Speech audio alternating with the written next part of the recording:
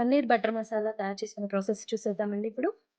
First ఒక bowl తీసుకొని 1 table spoon కారం అండ్ 1 టేబుల్ స్పూన్ ధనియా కారం and half spoon garam masala and half spoon salt వేసేసుకొని మనం క్యూబ్ షేప్‌లో కట్ చేసుకున్న పన్నీర్ ముక్కలని అందులో వేసేసుకొని ఒక we have to give it a good mix.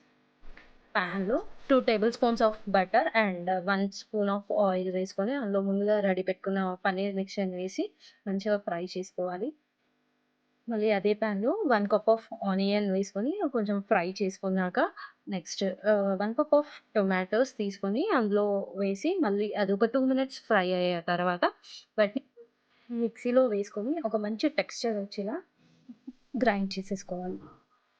పాన్‌లో 2 టేబుల్ స్పూన్స్ ఆఫ్ ఆయిల్ తీసుకొని ఒక 2-3 బిర్యానీ ఆకు, దాల్చిన చెక్క, షాజీరా, జీలకర్ర వేసేసుకొని మంచిగా ఫ్రై చేసేసుకొని మనం ముందుగానే గ్రైండ్ చేసుకున్న టమాటో గ్రేవీని అందులో వేసుకొని ఆ టమాటో గ్రేవీలో 1 tablespoon of ginger garlic paste and పసుపు అండ్ కారం అండ్ నెక్స్ట్ ధనియాల పొడి అండ్ నెక్స్ట్ సాల్ట్ రుచికి సరిపడినంత and half spoon of garam masala వేసుకొని ఆహ్, మసాలా అంతా దానికి పట్టేలా కలబెట్టుకోవాలి మంచిగా. And 2 tablespoons of curd తీసుకొని మంచిగా కలుపుకొని అందులో వేసుకొని కలుపుకోవాలి.